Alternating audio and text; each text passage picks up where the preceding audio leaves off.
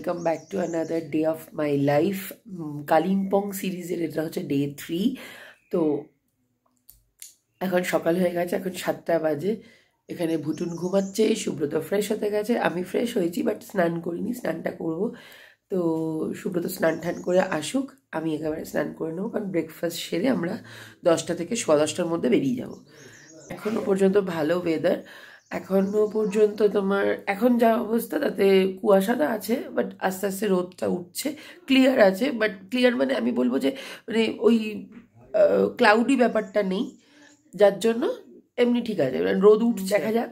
এখনও পর্যন্ত খুব ভালো ঘুরছি সব কিছুই, কারণ আমাদের গাড়ি তো আমরা কলকাতা থেকেই সব বুক করে এসছি, যেহেতু গাড়িও ভীষণ ভালো, হোমস্টেও সব ভালো, সার্ভিস ভালো।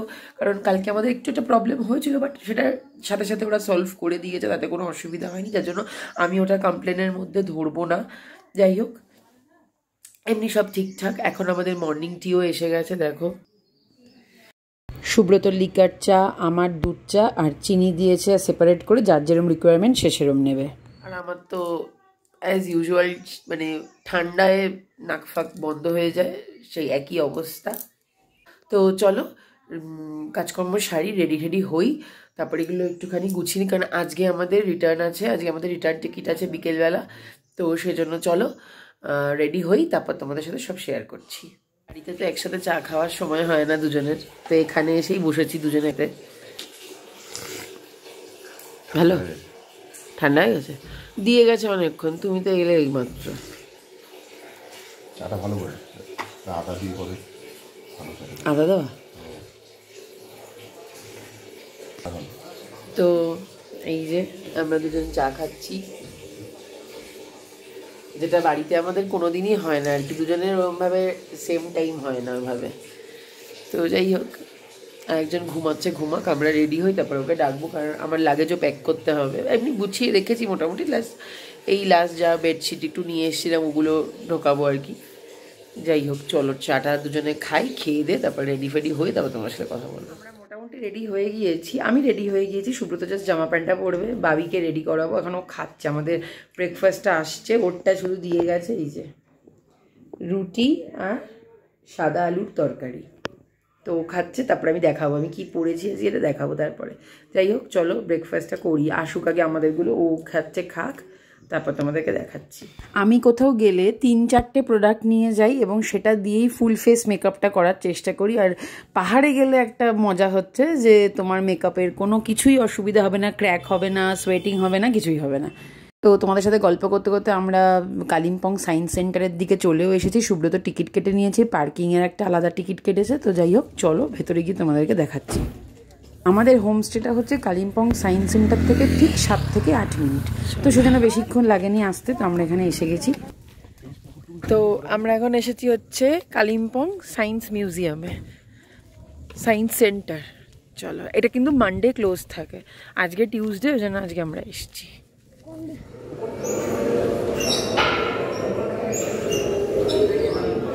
কি বলছে?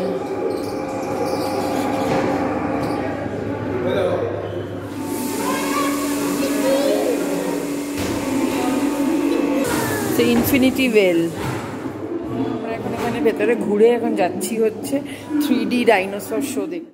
তো ডাইনোসর শোটা 6 মিনিটের মতন ছিল, তো সেখানে গিয়ে তো আমি ভিডিও করতে পারিনি। যাই হোক, এখানে ওর বাবা আর ও মিলে, দুজনে মিলে একসাথে এক্সপেরিমেন্টগুলো করছিল, দেখছিল।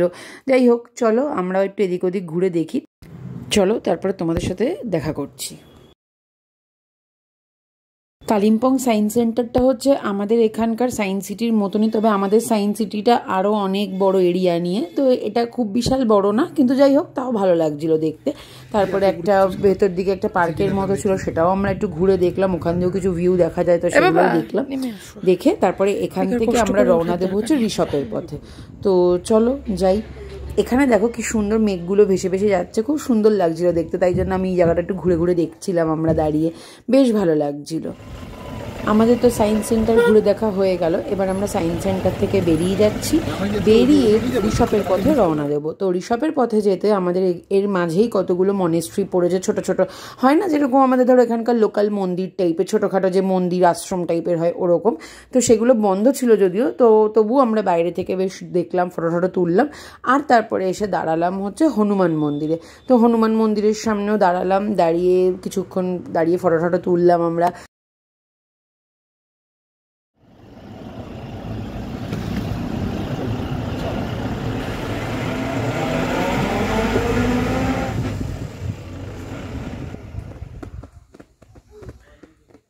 তো দেখো আমরা ঋষভের পথে চলে এসেছি। আর ঋষভের ফার্স্ট মানে ঋষভ নামটা শুনলেই যেটা মনে হয় সেটা হচ্ছে পাইনের ঘন জঙ্গলের মাঝখান দিয়ে একটা চড়াই রাস্তা, বিশাল খাড়াই একটা রাস্তা, কিন্তু রাস্তা খুবই খারাপ ছিল। তো পাইনের জঙ্গলের মাঝখান দিয়ে উঠে চলেছি আমরা অনেকটা উপরের দিকে ঋষভটা। তো বেশ সুন্দর জায়গাটা, খুবই সুন্দর। কিন্তু এটা রাতের বেলা কিন্তু সেই সেম ডেলোর মতনই একটু স্পুকি ব্যাপার আছে, কিন্তু ভিউ খুব সুন্দর, ভীষণ সুন্দর।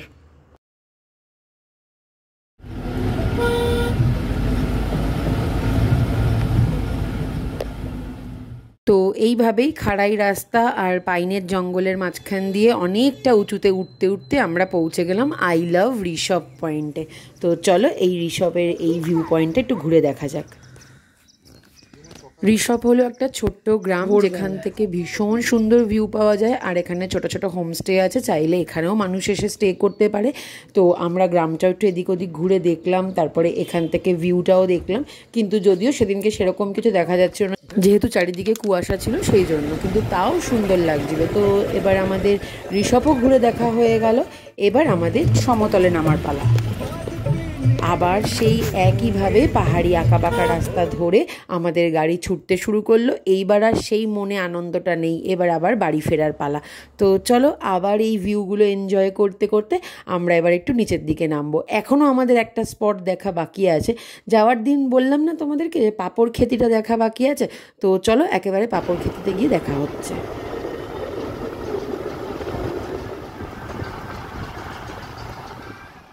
যাওয়ার সময় না মনে একটা ভীষণ ভয় ছিল যে বৃষ্টি হচ্ছে, শুনেছি যে প্রচণ্ড বৃষ্টি হচ্ছে পাহাড়ে। তো সেই জন্য বেশ ভয়ই কাজ করছিল যে কি হয় না হয়, কেমন কি ওয়েদার থাকে না থাকে। কিন্তু যখন ফিরছি তখন মনে একরাশ আনন্দ আর খুব সুন্দর সুন্দর স্মৃতি মনে করে নিয়ে ফিরছি। তার থেকেও বড় কথা হচ্ছে যে এটা আমাদের ফার্স্ট টাইম আমাদের তিনজনের একা একটা ট্রিপ। কোনোদিন আমরা সেরকমভাবে আলাদা করে কোথাও বেড়াতে যাইনি, যখনই গেছি কেউ না কেউ আমাদের সঙ্গ দিয়েছে, কিন্তু এটা ফার্স্ট টাইম আমরা তিনজন একা কোথাও গেলাম। এখন আমরা নেমেছি হচ্ছে পাঁপড় খেতিতে। দেখো ভিউটা, কি সুন্দর ভিউটা। চলা এখানে বোধহয় লাঞ্চও করবো, দেখা যাক। চলো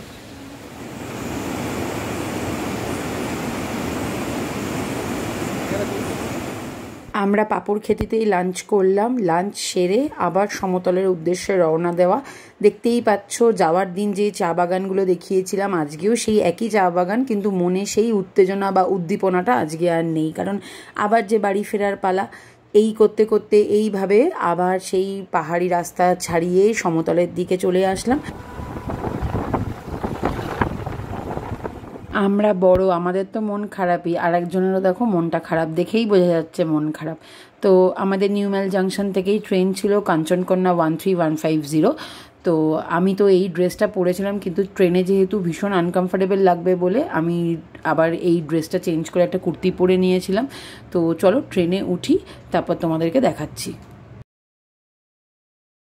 আমাদের নিউম্যাল জাংশন থেকে 5:35-এর ট্রেন ছিল। আমরা এখন ট্রেনে বসে গেছি, তো নিজেরা নিজেদের সিট নিয়ে নিয়েছি। এবারে একদম ডিরেক্ট শিয়ালদা স্টেশনে যাব। এটা হচ্ছে নেক্সট ডে। শিয়ালদা স্টেশনে আমরা 9:30 নাগাদ নেমেছিলাম। তো তারপরে একটা ক্যাব বুক করে এবার বাড়ি ফেরার পালা। তো দেখো বাড়ি ফিরছি আমরা। যাই হোক, মনে দুঃখ রয়েছে যে এত তাড়াতাড়ি দিনগুলোর সময়গুলো কেটে গেল, কিন্তু এটাই লাইফ, কিছু করার নেই। তো আমরা বাড়ি ফিরে এসেছি, এখন বাজে 1টা, দেখতেই পাচ্ছ বাড়ি ফিরে এসেছি। তো বাড়ি এসে লাগেজ পুরো লাগেজ আনপ্যাক করে প্রত্যেকটা জিনিস ক্লিন করে ধুয়ে কেচে পরিষ্কার করে মেলে তবে নিজে ফ্রেশ হয়ে বাড়িঘর পরিষ্কার করে এখন বসলাম। তো এরপর লাঞ্চ করব। তো যাই হোক, ভালো লাগলে আমার চ্যানেলটাকে সাবস্ক্রাইব করো, ভিডিওগুলোকে লাইক করো, কমেন্ট করো, শেয়ার করো। এই ছিল আমার কালিম্পং সিরিজ। আর আমি দুটো আপডেট দেবো, একটা হচ্ছে ওয়েদার আপডেট। আমরা যে দুদিন ছিলাম আমরা খুব ভালো ওয়েদার পেয়েছি, একদম ক্লিয়ার ওয়েদার ছিল, আমাদের কোনো অসুবিধাই হয়নি।